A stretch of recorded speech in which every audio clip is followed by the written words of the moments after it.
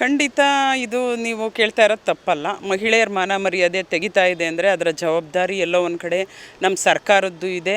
ಅದೇ ರೀತಿ ಪ್ರಜ್ವಲ್ ರೇವಣ್ಣ ಅವರು ನಿಜವಾಗ್ಲೂ ತಪ್ಪು ಮಾಡಿದರೆ ಕಾನೂನಾತ್ಮಕವಾಗಿ ಇವತ್ತು SIT ರಚನೆ ಆಗಿದೆ. SIT ಮುಖಾಂತರ ಅವರು ನಿಜವಾಗ್ಲೂ ತಪ್ಪಿತಸ್ಥರಾಗಿದ್ದರೆ, ಈ ಥರ ದೌರ್ಜನ್ಯಗಳು ನಡೆಸಿದರೆ ಖಂಡಿತ ಅವರು ಶಿಕ್ಷೆಗೆ ಅರ್ಹರು ಅಂತ ನಾವು ಹೇಳ್ತೀವಿ. ಯಾಕಂದರೆ ಇಲ್ಲಿ ಪಾರ್ಟಿ ಅನ್ನೋದಕ್ಕಿಂತ ಮತ್ತೊಂದು ಅನ್ನೋದಕ್ಕಿಂತ ಮಹಿಳೆಯರ ಗೌರವ ಅನ್ನೋದು ತುಂಬ ಮುಖ್ಯ ಆಗುತ್ತೆ. ವ್ಯಕ್ತಿಗೆ ಸ್ವಾತಂತ್ರ್ಯ ಇದೆ ಅಂತ ಸ್ವೇಚ್ಛಾಚಾರವಾಗಿ ವರ್ತಿಸೋದು ಕೂಡ ತಪ್ಪಾಗುತ್ತೆ. ಆ ನಿಟ್ಟಿನಲ್ಲಿ ತಗೊಂಡಾಗ ನಿಜವಾಗಿ SITಲಿ ಇಷ್ಟೊಂದು ಇನ್ವೆಸ್ಟಿಗೇಷನ್ ಆಗ್ತಾಯಿದೆ, ಒಳ್ಳೊಳ್ಳೆ ಅಧಿಕಾರಿಗಳಿದ್ದಾರೆ, ಜೊತೆಗೆ ನಮ್ಮ ಸರ್ಕಾರನೂ ಕೂಡ ಅದಕ್ಕೆ ಒತ್ತು ಕೊಟ್ಟು ನಿಜವಾಗ್ಲೂ ಸತ್ಯಾಸತ್ಯತೆಗಳು ಹೊರಗೆ ಬಂದರೆ ಅವ್ರಿಗೆ ಶಿಕ್ಷೆ ಆಗುತ್ತೆ ಅನ್ನೋದರಲ್ಲಿ ಕಾನೂನಾತ್ಮಕ ಸಂವಿಧಾನದೊಳಗಿದ್ದೀವಿ. ಅದೇನಾಗಬೇಕು ಅದು ಹಾಗೇ ಆಗುತ್ತೆ. ಅದನ್ನು ನಾವುಗಳು ಇವತ್ತು ಏನು ಆಗಬೇಕು ಆಗಬಾರ್ದು ಅನ್ನೋದಕ್ಕೆ ಅಲ್ಲಿ ಏನಿದೆ ಅದು SIT ತನಿಖೆಯಲ್ಲಿ ಏನು ಹೊರಗೆ ಬರುತ್ತೆ ಅದ್ರ ಮೇಲೆ ಡಿಪೆಂಡ್ಸ್ ಆಗುತ್ತೆ ಅಂತ ನಾನು ಹೇಳೋಕ್ಕೆ ಇಷ್ಟಪಡ್ತೀನಿ. ಖಂಡಿತ ಇಲ್ಲ. ಯಾಕಂದರೆ ಇವತ್ತು ಸೋಷಿಯಲ್ ಅಂದರೆ ನಾವು ಇವತ್ತು ಟೆಕ್ನಿಕಲಿ ತುಂಬ ಏನೆಲ್ಲ ಬದಲಾವಣೆಗಳಾಗಬಹುದು.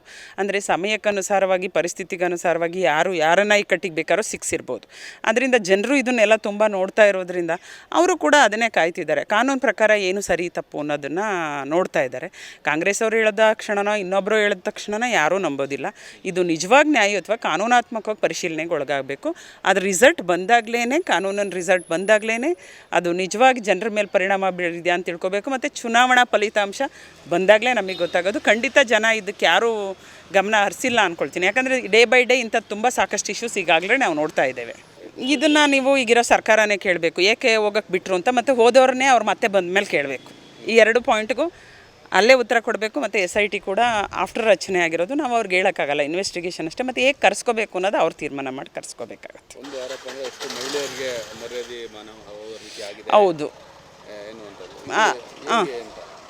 ಅಂದರೆ ಹೇಗೆ ಅಂದರೆ ತಾವು ಏನು ಹೇಳ್ತಿದ್ದೀರಾ ನನಗೆ ಗೊತ್ತಾಗಲಿಲ್ಲ. ಆ್ಯಕ್ಚುಲಿ ಹೇಗೆ ಮಹಿಳೆಯರಿಗೆ ದೌರ್ಜನ್ಯ ಆಗಿದೆ ಅನ್ನೋದನ್ನು ನಾವು ಹೇಗೆ ಒಪ್ಕೊಳ್ತೀವೋ ಒಪ್ಕೊಳ್ಳೋಕ್ಕೂ ಕೆಲವು ಸಲ ನಾವು ಒಪ್ಕೊಳ್ದೇನೂ ಇರಬೇಕಾಗತ್ತೆ. ಯಾಕಂದರೆ ಅದರ ಸತ್ಯಾಸತ್ಯತೆಗಳು ನಮಗೂ ನಿಮಗೂ ಯಾರಿಗೂ ಗೊತ್ತಿಲ್ಲ. ಮಾಧ್ಯಮಗಳಲ್ಲಿ ಎಷ್ಟು ನೋಡ್ತಾ ಇರ್ಬೋದು. ನಾನೀಗ ಆಲ್ರೆಡಿ ಹೇಳಿದೆ, ಟೆಕ್ನಿಕಲಿ ಸಾಕಷ್ಟು ಡೆವಲಪ್ಮೆಂಟ್ಸ್ ಇದೆ. ಇವತ್ತು ಯಾರ ಮುಖಕ್ಕೆ ಯಾರ್ದೋ ಆಗ್ಬೋದು, ಅಥವಾ ಅವ್ರು ಮಾಡೇ ಇಲ್ಲ ಅಂತಲೂ ನಾವು ಹೇಳಕ್ಕೆ ಬರೋದಿಲ್ಲ, ಇರ್ಬೋದು. ಅದು ಎಲ್ಲ SIT ಇದೆ ನಿರ್ಧಾರ ತಗೊಳುತ್ತೆ.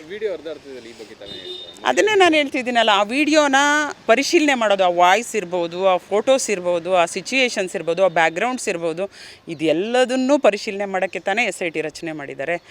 SIT ಅವ್ರು ನಾನು ನೀವು ಪಬ್ಲಿಕ್ ಮಾತಾಡೋದಕ್ಕಿಂತ SIT ಎಲ್ಲ ಹ್ಯಾಂಗಲಲ್ಲೂ ಕೂಡ ಅಲ್ಲಿ ಯಾಕೆ ಅಷ್ಟೊಂದು ಒಳ್ಳೊಳ್ಳೆ ಅಧಿಕಾರಿಗಳನ್ನ ಹಾಕಿದ್ದಾರೆ ಅಂದರೆ ಪಾರದರ್ಶಕವಾಗಿ ನಡೀಲಿ ಅಂತ.